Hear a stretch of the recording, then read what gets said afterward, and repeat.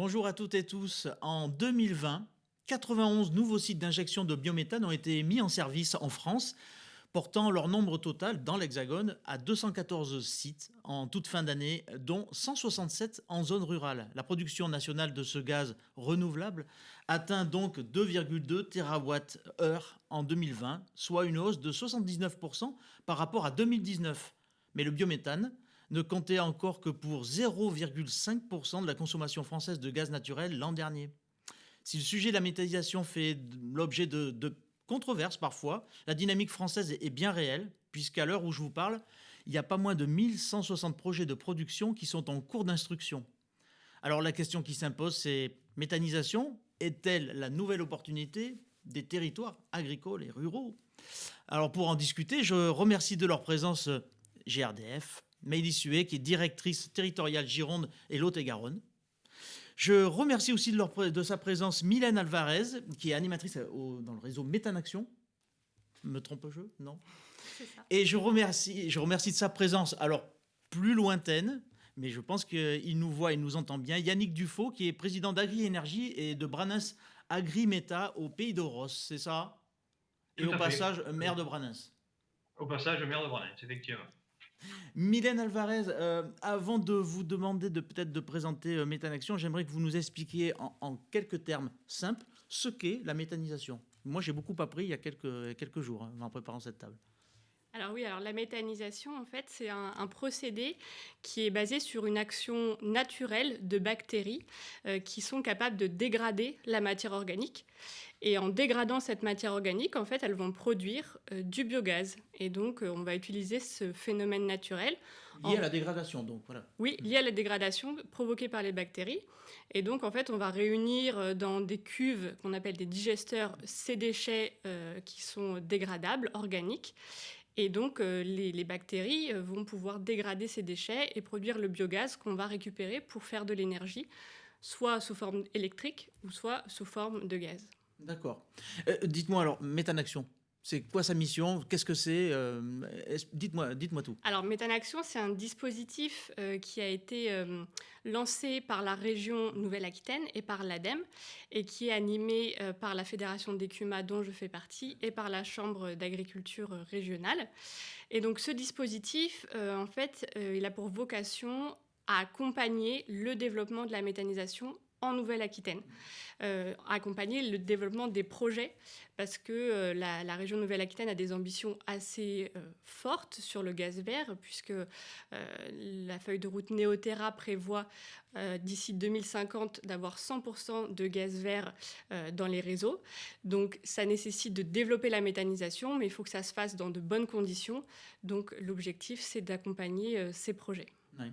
Et dites-moi, c'est une autre petite question de néophyte, mais ça c'est pour élever notre niveau de connaissance dans le domaine. À propos de gaz de méthanisation, et d'ailleurs vous l'avez évoqué tout à l'heure, on nous parle parfois de cogénération ou d'injection. C'est quoi la différence? Est-ce que le principe technique reste le même?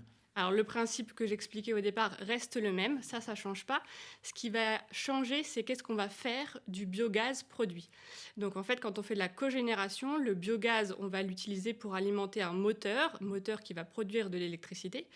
Et quand on fait de l'injection, en fait, on va épurer ce biogaz pour le rendre compatible avec les caractéristiques du réseau de gaz naturel.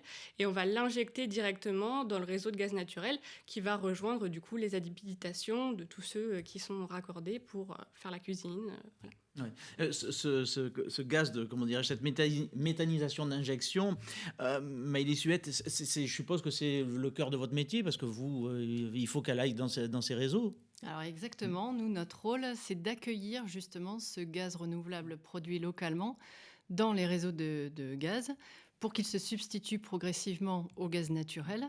Nous accompagnons le développement de la filière pour verdir le réseau de gaz et atteindre les objectifs de transition énergétique. Et effectivement, ce gaz a exactement les mêmes usages que le gaz naturel. Il permet de se chauffer, de cuisiner, de produire de l'eau chaude et de plus en plus, il est utilisé en tant que carburant. On l'appelle le bio-GNV. Oui. Ce carburant est aujourd'hui plébiscité pour décarboner les transports et notamment les poids lourds. Oui. Donc on parle des bus, des cars, des bennes à ordures ménagères, des camions. Oui. Et pour vous donner quelques exemples, sur la région, vous avez les transporteurs comme Biocoop ou Carrefour qui roulent de plus en plus au bio-GNV. Vous avez les bus de la métropole, une partie de la flotte des bus de la métropole qui roulent au bio-GNV, et même des cars de la ligne, des lignes de la région Ouais. qui sont au bio-GNV également. D'accord, donc je veux dire, l'évolution est en cours. Juste une petite photographie de ce qu'est GRDF quand même sur notre territoire. Alors, GRDF, c'est le principal gestionnaire de réseau de distribution de gaz en France, donc le réseau qui arrive au pied des immeubles. Nous exploitons et développons ce réseau pour le compte des collectivités qui en sont propriétaires, donc on est une entreprise de service public. Sur la Nouvelle-Aquitaine, 23% des communes sont desservies en gaz. D'accord. Nous sommes présents sur la plupart d'entre elles. Là où nous ne sommes pas, en fait, le réseau est exploité et géré par des régies. Et vous avez notamment, ici sur Bordeaux Métropole et une partie du Médoc, vous avez Régaz, Oui, tout à fait. qui gère le réseau. Et GRDF, en Nouvelle-Aquitaine, c'est à peu près 650 emplois directs et 45 millions d'euros d'investissement. On parle de méthanisation là aujourd'hui. Ça pèse quoi dans le mix énergétique gazier aujourd'hui, cette méthanisation d'injection? Alors, vous l'avez dit en introduction, ce gaz couvre 0,5% Oui, c'est encore de faible, la mais il y a une dynamique consommation. qui est incroyable. Voilà, alors il faut savoir que l'injection de biométhane dans les réseaux n'est autorisée que depuis 2011 par la législation française, donc la filière est encore récente. Oui, c'est très neuf. Voilà, effectivement, et la filière connaît un véritable essor. Il faut savoir que depuis 2011, les quantités de biométhane injectées doublent pratiquement chaque année. Et en l'espace de 10 ans, la montée en charge de la filière est au moins équivalente à celle du solaire à ses débuts. Donc on est vraiment dans une dynamique très forte. On est au début d'un boom, quoi, en fait. On peut dire ça, effectivement. Et pour vous donner des chiffres plus locaux, le premier site à injecter en Nouvelle-Aquitaine, c'était en Lot-et-Garonne en 2016. Dans les réseaux de distribution, le premier site à injecter, c'est le site agricole de Cestas en 2018, donc c'est vraiment très récent. Oui. À fin 2021, il y aura 40 sites qui injecteront dans les réseaux de gaz. Fin 2021, ça représentera 4% de la consommation de gaz de la Nouvelle-Aquitaine. Et d'ici fin 2025, la région sera autour de 11% de gaz renouvelable dans la consommation de gaz de la Nouvelle-Aquitaine. Sur la Gironde, nous sommes à 6 sites qui injectent dans les réseaux. À la fin de l'année, on sera à une dizaine. Même ordre de grandeur à peu près, 4% de gaz renouvelable dans les réseaux à la fin de l'année. Et d'ici 2025, on sera autour de 7-8%. Ça, ce sont vos objectifs ou c'est les objectifs de la France dans ce domaine? Non, ça correspond à la réalité des projets qui aujourd'hui en sont fonction en des dossiers qui ont émergence. été Voilà, exactement. Initiés. Et clairement, potentiellement, c'est un outil d'indépendance énergétique, la méthanisation. Oui, effectivement. Ça permet d'aller vers l'indépendance énergétique. C'est exactement ça. Et le fait d'injecter ce gaz-là dans le réseau, est-ce que ça pose des problèmes? Est-ce que ça nécessite des investissements particuliers par rapport aux installations déjà existantes? Alors, sachant qu'il faut les raccorder. C'est ça. C'est forcément ça des investissements. Alors, plus de la moitié du gisement est agricole. Oui. Donc, est éloigné du réseau. Et donc, effectivement, nous devons réaliser des investissements pour pouvoir accueillir ce biométhane produit. Donc, ils sont de 2 types principalement. Nous finançons une partie du raccordement du méthaniseur. Donc, nous réalisons l'extension du réseau pour rejoindre le méthaniseur. Et le deuxième type d'investissement, c'est des adaptations de réseau. On va parler par exemple de maillage pour maximiser le volume de gaz qui va transiter dans les réseaux. Pour vous donner un exemple, si il y a un projet qui émerge sur une zone où il y a peu de consommation, nous allons réaliser des investissements pour mailler cette zone avec une zone à proximité pour augmenter la consommation et donc permettre l'injection de la totalité du gaz produit. Il faut faire en sorte qu'il y ait une demande en fait, par rapport à cette nouvelle offre. C'est ça, effectivement. Il faut qu'il y ait une consommation en face. Et ces investissements sont encadrés. Ils ont été définis dans le cadre d'un décret. Et l'État nous donne l'autorisation de faire tous ces investissements pour accueillir le maximum de gaz renouvelable dans les réseaux. Ce gaz-là, alors moi je suis vraiment un néophyte, et d'ailleurs la question je la pose, elle est collégiale. Ce gaz-là, en fait, par rapport j'allais dire, au gaz issu, plutôt, je veux dire, fossile, hein, qui est dans le réseau, est-ce qu'il est d'aussi bonne qualité, de moins bonne qualité, de meilleure qualité? Je ne sais pas, c'est une question vraiment que je me pose. Alors, Mylène en a parlé au début, ce gaz est épuré avant d'être injecté dans les réseaux, donc il a exactement les mêmes Il a les mêmes caractéristiques que le gaz caractéristiques. naturel, mais c'est du gaz renouvelable, Oui, donc et, il est effectivement, bien mieux, il est puisqu'il est bien mieux en renouvelable. termes d'émissions de Ouais. gaz à effet de serre. Et même techniquement, est-ce que c'est un gars. Pardon, hein, c'est vraiment une question de néophyte, mais il sent quoi? Est-ce qu'il sent quelque chose, ce gaz-là? Il va sentir la même chose que le gaz naturel qui est dans les réseaux aujourd'hui. Donc en fait, initialement, le Il sent gaz, il ne rien. sent rien, il est odorisé D'accord. pour des raisons de sécurité après la production. D'accord. Yannick Dufault, vous, en tant que président de Agri-Énergie de Branins, Agrimeta en Pays de Rose, vous portez, vous, depuis, je crois, 4 ans ou peut-être même plus, un projet de méthanisation qui commence tout juste à sortir de terre. Alors, allez, question un peu triviale, c'est un projet à combien de millions, ça? C'est un projet à 6 millions d'euros. Ah ouais. 6 millions d'euros. Donc effectivement, comme vous l'avez dit, c'est un projet que l'on porte depuis 4 ans et demi maintenant, qui est sorti, enfin, première réunion a eu lieu en décembre 2016. Mhm. Donc effectivement, l'association Branens Agremeta au Pays de Ros a été créée donc en 2017 donc par un groupe d'agriculteurs, un groupe de 9 agriculteurs. Pourquoi une association pour aller chercher des aides pour pouvoir émerger ce Oui. produit, réaliser les études de faisabilité en fait du produit, du projet pardon, et ensuite donc en 2017 quand le projet est déclaré viable en fait Oui. sur le papier, donc nous avons créé la SAS Agri-Énergie qui porte maintenant le projet depuis 2017. Alors, pardon, je vais être un peu abrupt, mais 4 ans, ça me paraît très très long. Alors, Quels ont été les freins à son développement de ce dossier-là?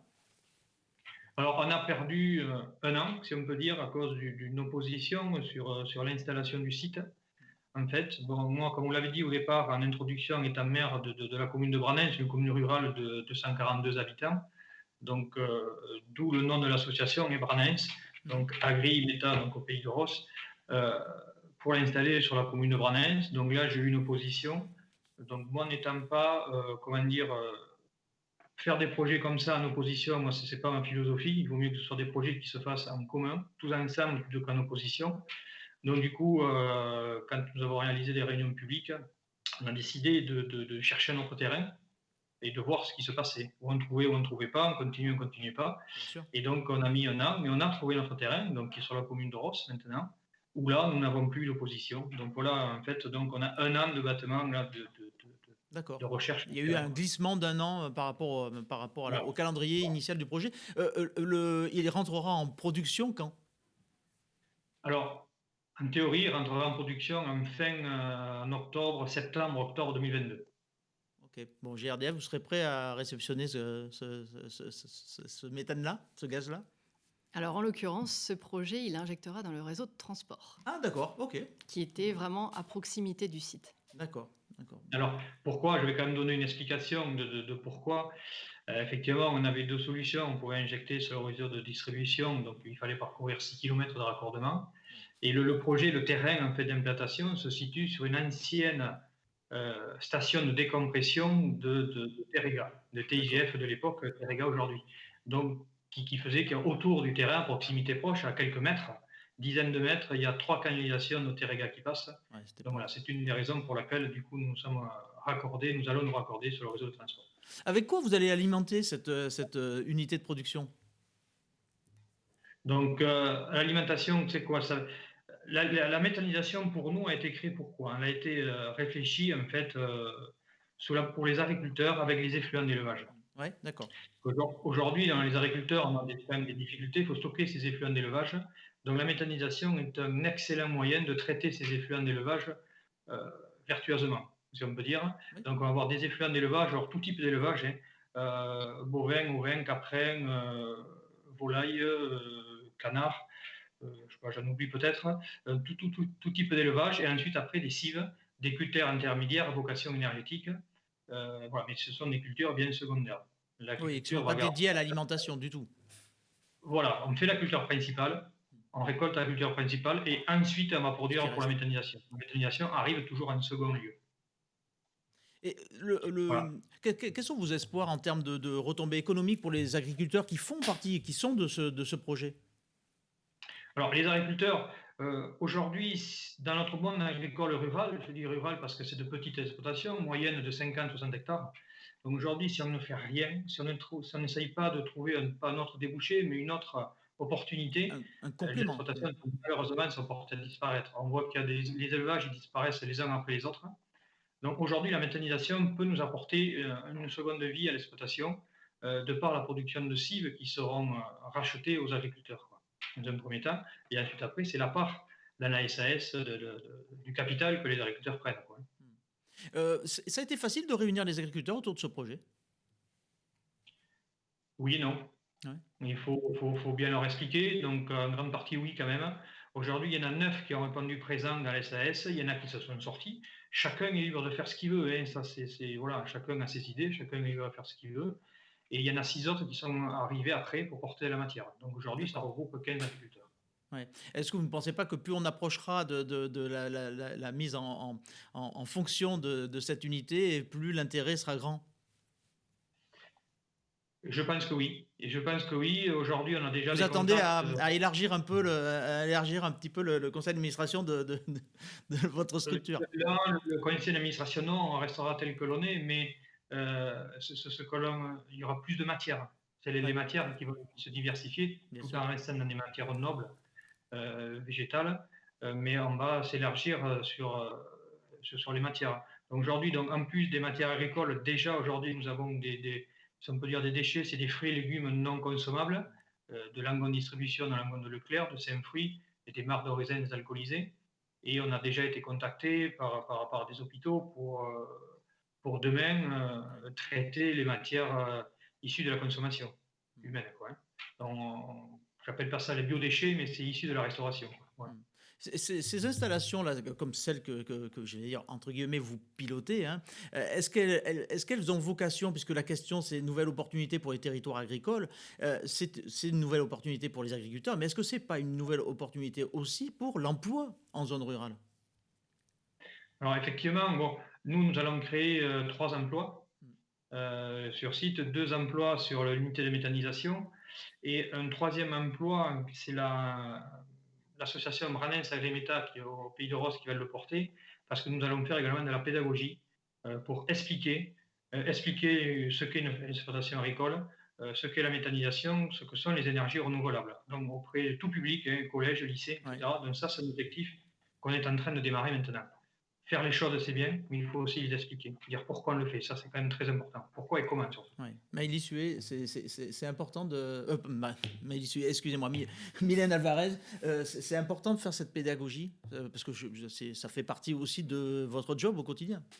Alors oui, c'est vraiment important de faire ce travail et je salue l'initiative hein, parce que c'est pas tous les projets de méthanisation qui rentrent dans cette démarche, hein, c'est du temps supplémentaire Oui, oui, et de à l'énergie et un consacrer, peu et de d'argent aussi. l'énergie et de l'argent. Donc c'est vraiment une bonne initiative. Et il y a aujourd'hui d'autres unités en Nouvelle-Aquitaine qui ouvrent régulièrement leurs portes aux scolaires pour faire ce travail. Et c'est vraiment important parce qu'aujourd'hui, la méthanisation, c'est peu connu et du coup, quand des projets s'implantent sur les territoires, ça peut susciter des craintes. Et donc, il faut en amont faire de la pédagogie sur ces projets, ouais. Et Yannick Dufault, je suppose qu'il a fallu beaucoup expliquer, effectivement, parce qu'on le parlait, et Mylène Alvarez le soulignait, il faut beaucoup expliquer parce qu'il y a des freins, il y a des oppositions assez régulières aux unités de méthanisation. Alors, effectivement, il y a des oppositions diverses et variées. Euh, Effectivement, il faut bien expliquer ce que l'on fait. Il faut que les gens aussi qui sont en opposition se rapprochent des porteurs de projets pour que le porteur de projet puisse leur expliquer ce qu'ils font, comment ils le font, comment c'est fait. Aujourd'hui, il y a beaucoup de solutions qui existent pour que tout le monde soit en accord, quoi. Mais pour ça, il faut se mettre autour d'une table, il faut en parler, Ouais. quoi, en fait. Il faut que chacun aille vers l'autre pour en parler. Ça, c'est vraiment très important. Ouais, il arrive que les médias reprennent des informations concernant des pollutions autour de sites. Il y a certains opposants très très virulents qui parlent même ils parlent de verre polluant en parlant d'unités de Alors, méthanisation. Qu'est-ce que ça vous inspire, si je l'un et peux, l'autre? au niveau agricole, nous sommes donc des agriculteurs qui portent un projet. Il faut savoir que les agriculteurs, ils vont être au plus près du site de méthanisation, ils vont travailler sur leur terre, tout va revenir sur leur terre. On ne va pas se polluer nous-mêmes, en fait. Donc, on est très vigilant à ce qui est fait et on respecte bien tout. Il faut quand même rester un peu logique avec nous. On ne va pas non plus, nous, se nuire à nous-mêmes en premier lieu. Donc, tout est fait de la manière le plus juste possible. Et là, il n'y a, aucun problème. On y met de la matière noble à l'entrée, c'est la matière noble qui sort. Voilà, il n'y a pas de souci. Ça transite juste pour extraire du gaz et après ça retourne au champ. Donc il peut y avoir que des avantages. En fait. Est-ce que dans le fond, en fait, les oppositions, elles reposent aussi sur un manque de connaissances, mais aussi c'est parce qu'on essuie un peu les plâtres. C'est-à-dire je le disais tout à l'heure, je parlais du nombre de dossiers, de projets qui étaient déposés. C'est énorme, hein, 1160 actuellement dans la France. Mais on est au début d'une histoire, quoi. On a le sentiment que peut-être au départ, on a un peu essuyé les plâtres et peut-être aussi les installations n'étaient pas forcément au niveau. Voilà. Alors, c'est possible. Ça fait quand même maintenant quelques années qu'on a Ouais. des unités de méthanisation sur le territoire. Donc, effectivement, les premières ont essuyé les plâtres, comme vous le dites. Aujourd'hui, il faut quand même souligner qu'on a une filière qui se professionnalise. Il y a par exemple le label Calimeta qui a été créé. Alors, ça ne labellise pas les unités, mais ça Non. labellise tous les partenaires techniques, donc les constructeurs, par exemple. Donc ça permet d'avoir un gage de qualité sur ceux qui vont construire les unités, donc pour éviter d'avoir des unités Oui. qui dysfonctionnent. Ça, c'est la première chose. On a aussi des formations qui se développent sur le territoire, par exemple le CS RUMA, qui est un certificat de spécialisation pour former des gens à gérer les unités. Donc ça, c'est aussi important. Et c'est des choses qui, effectivement, font que les unités vont être de plus en plus fiables et Fiable, sécurisées. Ça reste des choses, effectivement, il faut former les gens, c'est des nouvelles activités. Et il faut aussi rappeler que la méthanisation, les unités sont des installations classées pour l'environnement, des unités ICPE. Et à ce titre, sont elles très, très doivent surveillées, répondre à un certain nombre de normes, de règles de sécurité. On ne fait pas n'importe quoi. Il y a un certain nombre de choses à respecter que les agriculteurs respectent bien évidemment. Sinon, ils n'ont pas leurs autorisations pour construire leur unité. Mais sur ce sujet-là des oppositions, de l'acceptabilité des projets, ce qui est à mon sens vraiment important de dire, et Yannick l'a un petit peu dit tout à l'heure, s'il y a peut-être aujourd'hui des gens qui nous écoutent, qui ont des projets qui poussent à côté de chez eux, ce que j'ai envie quand même de dire à ces gens, c'est que les craintes, elles sont légitimes. C'est normal quand on ne connaît pas une activité de se demander qu'est-ce qui va se passer à côté de chez moi. C'est normal. Mais ce qu'il faut vraiment faire, c'est aller à la rencontre des porteurs de projets, poser les questions, dire voilà, je suis inquiet, qu'est-ce qui va se passer, comment vous allez faire, qu'est-ce que c'est. Et les agriculteurs, c'est de leur responsabilité, c'est ce que nous on dit à Méthanaction, c'est de votre responsabilité de répondre à ces questions. Et il faut vraiment créer ce climat de dialogue, ne pas partir tout de suite vers des associations d'opposition, parce qu'ensuite le dialogue est rompu, c'est très difficile de faire marche arrière. Et ça peut entraîner des retards sur les projets qui peuvent coûter à tout le monde. Concernant le mix énergétique, vous n'avez pas d'inquiétude particulière vis-à-vis de ces unités de méthanisation? D'inquiétude D'un point de vue sécuritaire, tout simplement. Après tout, c'est une partie du sourcing. Alors écoute, nous, on intervient à l'aval de l'unité de méthanisation. C'est vrai. Donc, non, on n'a pas... Notre rôle, c'est de contrôler les qualités du gaz, de l'odoriser et de le compter. Oui. C'est vrai qu'on n'a pas d'inquiétude particulière sur les unités en tant que telles. Et on a aussi participé, il me semble, à Calimeta. Voilà, donc, vous êtes aussi acteur de cette certification en fait, qui fait monter en gamme et en sécurité. Et justement, ce qui est important de dire, c'est que, parce que c'est cette partie gaz qui peut un peu apporter des craintes aux riverains, c'est important de rappeler que la partie injection, post de l'injection, c'est vraiment les techniciens gaziers qui Oui, qui oui, oui, surveillent, qui font la maintenance. ce sont C'est des pas les professionnels, hein, ce c'est pas. sont des Oui, oui, oui, professionnels, c'est pas les agriculteurs qui vont aller régler non, non, ce genre les de choses. agriculteurs, C'est ils recrutent, important de le dire. les Voilà. agriculteurs recrutent précisément pour faire tourner ces unités et faire comment dirais-je, la transition avec les techniciens de gaziers. Donc, Nous avons des contrats de maintenance avec ces différents fournisseurs, que ce soit la partie process, que ce soit la partie injection, la partie épuration. Nous sommes obligés d'avoir des contrats de maintenance pour la gestion de l'unité. Donc, bien sûr. voilà, chacun son travail, si on peut dire, quoi. Et dites-moi, Monsieur Dufault, la question, encore une fois, c'est opportunité pour les territoires agricoles, mais j'ai envie de dire, est-ce que c'est pas une opportunité aussi? Vous le disiez tout à l'heure, ça peut être un complément de revenus, ça peut permettre à certaines petites ou moyennes exploitations de vivre, de faire mieux que survivre en tout cas. Est-ce que c'est pas aussi l'occasion de faire revenir à la terre des jeunes qui peut-être aller renoncer, passer à autre chose? Est-ce que ce complément-là, et puis j'ai envie de dire, cette casquette un peu énergéticienne, est-ce que c'est pas un bon moyen de retenir et d'éviter. On parle plus beaucoup d'exode rural, hein, pour être tout à fait franc, on parle plutôt même d'exode urbain maintenant, mais ces derniers mois. Mais le fait est que le nombre d'agriculteurs, il s'érode un peu au fil du temps. Le nombre d'agriculteurs, effectivement, diminue, hein. Toutes les petites exploitations disparaissent les unes après les autres. Donc aujourd'hui, avant d'en faire revenir, il faut déjà garder ceux qui y sont, conserver ceux qui sont en place. Il faut déjà qu'ils puissent travailler comme nous l'homme et vivre surtout de leur travail. Parce que ça, c'est un autre problème. Donc effectivement, la méthanisation peut être un excellent biais justement pour maintenir. Pour maintenir, oui, je sens le bon sens terrien. D'abord maintenir et peut-être éventuellement attirer. Mais il faut toujours attirer, mais d'abord, avant d'attirer, il faut quand même maintenir ceux qui y sont, quoi. Ça fait partie des priorités. Maintenant, pour monter, c'est vrai, des projets de méthanisation comme ça pour des petites exploitations, je vois nous dans notre cas, c'est compliqué tout seul. Les agriculteurs seuls n'auraient pas pu le faire. Oui. Si on n'avait pas eu de soutien derrière, moi j'appelle nous notre projet un projet de territoire parce que nous avons beaucoup de collectivités qui sont derrière nous, hein. Donc si on n'avait pas eu les collectivités, on a 3 CDC qui sont dans le projet avec nous, hein, sur Bazas, Langon, La Réole, le département de la Gironde, la commune de Ross. Et ensuite, après, il y a des industriels, Langon Distribution, Saint-Fruit, la distillerie d'Owens, l'ADAR sur Gironde, qui est une antenne à Chambre d'agriculture, hein, qui est basée à Mazères. Ensuite, après, il y a 3 autres intervenants prochainement, la SEM Énergie Gironde, Énergie Partagée, Terra Énergie, qui viennent avec nous dans la capitale. Sans tous ces acteurs-là n'auraient pas pu aujourd'hui monter ce projet agricole. Ça, c'est quand même très important. C'est pour ça que j'appelle mon projet territoire, parce qu'on a en fait tous les acteurs. On a les agriculteurs d'un côté, on va avoir les collectivités de l'autre, les industriels et les citoyens. Oui. Et les citoyens également avec l'énergie partagée. Donc tout le monde est réuni dans ce projet-là. Donc ça, c'est vraiment très compliqué à mettre en œuvre, hein, parce que plus il y a d'acteurs, plus c'est compliqué. Mais je pense que le travail est intéressant pour le territoire. Je pense que c'est vraiment très intéressant.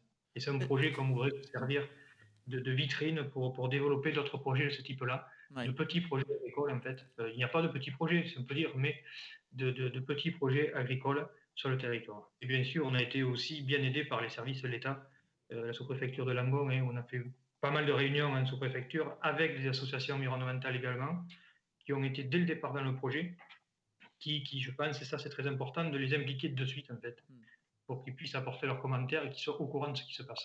Oui. Voilà. Et dites-moi, clairement, quand on voit le gisement que ça peut représenter, nous sommes un pays agricole, un des plus agricoles d'Europe, et sans doute même le plus agricole d'Europe, et on est dans une région qui est la plus agricole aussi de France. Est-ce que dans le fond, on n'est pas assis, pardon pour l'expression, mais est-ce qu'on n'est pas assis sur une mine d'or avec nos territoires ruraux? Est-ce que c'est pas dans le fond, en termes d'énergie, pardon, peut-être pas la revanche, il ne s'agit pas de ça, mais oui, peut-être, en tout cas, le retour aux affaires des zones rurales.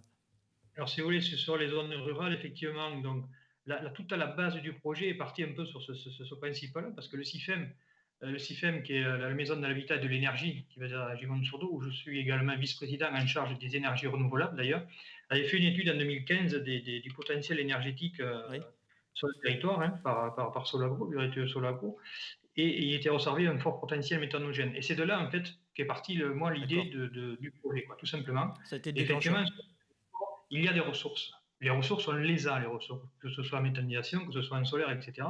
Les ressources, on les a. Donc aujourd'hui, il faut qu'on les exploite, ces ressources. Il faut que ce soit nous, il faut que ce soit le territoire qui exploite ses propres ressources pour que ça reste là et que l'économie reste chez nous, quoi, en fait, au lieu de partir sur d'autres territoires. Écoutez, Donc mesdames, c'est à nous, messieurs... Oui. Pardon, je pardon. vous ai coupé, je vous ai coupé. C'est à nous de rester acteurs du territoire et non spectateurs, quoi, en fait. Ouais. Écoutez, la question, c'était quelle nouvelle... c'était un point d'interrogation, une nouvelle opportunité pour les territoires agricoles. Je crois, mesdames et messieurs, on vient de répondre. Effectivement, c'est une opportunité. Et quand on voit le nombre de dossiers déposés et portés actuellement, on sent que ça a été reçu un peu 5 sur 5 par beaucoup des acteurs du monde agricole notamment, et peut-être aussi des élus de collectivités plutôt rurales. On va se quitter là-dessus, si vous permettez. Mesdames, messieurs, je vous remercie beaucoup pour la participation de cette table ronde. Le sujet mériterait sans doute beaucoup d'autres développements parce que c'est un sujet riche, mais encore une fois, quand on voit le nombre de dossiers qui sont déposés, on pense qu'on va sans doute revenir là-dessus. Merci beaucoup pour votre expertise et puis je vous souhaite une bonne journée et puis à très bientôt. Au revoir. Merci. Merci à Au vous. revoir. Au revoir.